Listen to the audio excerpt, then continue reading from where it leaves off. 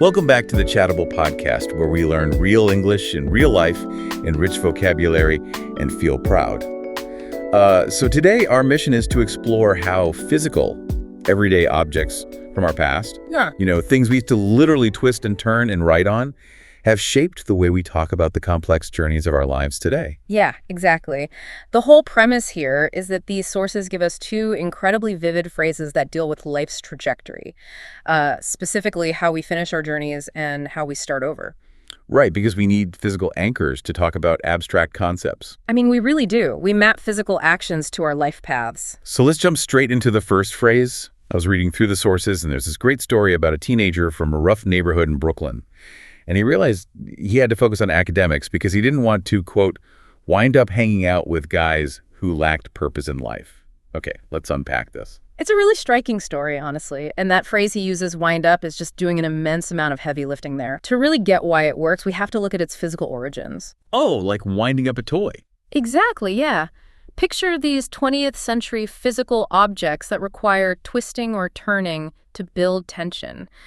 The sources mention things like a mechanical clock, or a musical toy, or even rolling up a really long ball of yarn. Oh, wow, yeah. I immediately think of those old tin toys with the little metal keys on the back. Right, the wind-up toys. Yeah, you twist and twist and you're building all this kinetic energy and then you just let it go. And it's totally chaotic. It bounces off the walls and you really never know where it's going to stop. That is a perfect analogy because you're building tension, pulling things in, and eventually the toy hits the mechanical limit of that tension.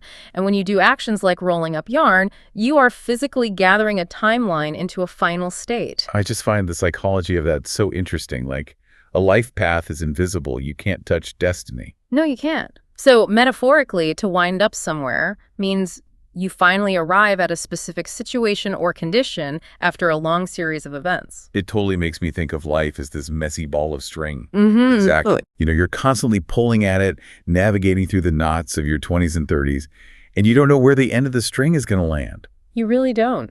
Which actually makes me want to ask you, the listener, right now, have you ever looked around your living room or your career and wondered how your own sequence of life events led you to this exact moment? Like, how did you wind up here? And that element of unpredictability that dictates exactly when you should use the phrase. You use it to describe a final result that is slightly unexpected or unplanned. Like it's the consequence of a really long process. Right. The sources give a brilliant real-world example using Lupita Nyong'o. Oh, her story is amazing. She was born in Mexico, raised in Kenya, and eventually she wound up in the U.S. at the Yale School of Drama. Yeah, and think about why the sources highlight her. Wind Up is perfect there because her journey wasn't just a direct, simple flight. No, it was super complicated. It was a sequence unfolding over years, filled with different cultures, finally culminating in this highly specific destination. It really honors the messy ball of yarn, But wait, let me play devil's advocate for a second here. Go for it.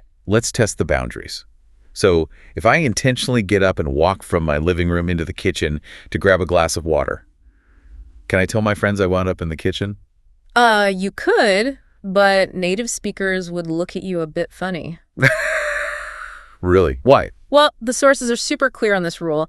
You never use wind up for immediate, highly planned, or simple actions. Oh, because there's no string to wind. Walking 10 feet doesn't have a narrative arc. Exactly. The phrase demands the passage of time or an unfolding sequence of events. If the action is too simple, the brain rejects the metaphor entirely because there was no long journey or unexpected twist. That makes perfect sense. But sometimes the place where we wind up isn't actually where we want to be. That is very true. Maybe that long sequence of events led to a dead end or a terrible mistake. So how do we reset the journey? That leads us directly into the second phrase today, wipe the slate clean. And this is where we shift from clocks and tension to the historical classroom and the pub. Here's where it gets really interesting. The sources have this target sentence where someone is encouraging a buddy who is frustrated by math. And they tell him to just wipe the slate clean and try new techniques together. To understand the origin of that, you have to go back to before cheap paper or iPads. School children and actually pub owners used small, heavy tablets made of a dark gray rock. Literal slate. Literal slate, yes. They used it to write math problems or track bar tabs with chalk. And to get a fresh, blank surface for the next day or to fix a mistake, they literally used a cloth to wipe it clean. I chuckle at the image of the pub owner. I want you, the listener, to just imagine the pure relief of a pub patron watching their massive bar tab literally get erased to dust. It's an incredible image. Just wiped away like it never existed. And that powerful feeling of relief is why we still use it today. We use it for forgetting past mistakes or forgiving a friend, or even throwing away a bad draft to start over completely without any negative baggage. Oh, so the lack of baggage is the key part. Exactly. The sources highlight Steve Jobs returning to Apple in 1997.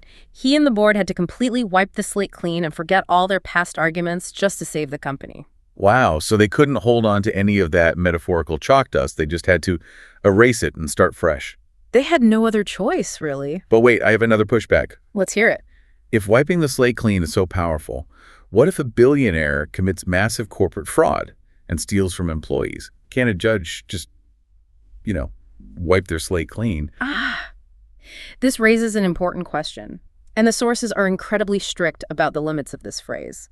You must never use it for serious legal crimes or massive financial debts or deep moral betrayals. Oh, really? It doesn't work for big crimes? No, because using it in those contexts minimizes the harm done. Strict accountability is required for those things.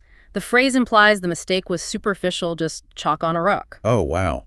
I see. So it treats a devastating crime like a schoolchild's math error. Exactly. It's strictly reserved for interpersonal forgiveness, creative resets, or encouraging someone who is struggling with a harmless task. That is such a crucial distinction. Okay, so synthesizing the big picture of this episode, we went from the winding tension of old clocks to the dusty gray rocks of old classrooms. We really covered a lot of ground. We did. And all of it helps us better understand our own paths of arriving, winding up, and starting over by wiping the slate clean. I want to leave the listener with a final thought to ponder, though. I'll tease you. As technology advances, we are moving further away from mechanical clocks and chalkboards. Everything is digital now. Right. It's all screens and swiping. So how many of our daily phrases are actually just linguistic ghosts of physical objects we no longer use?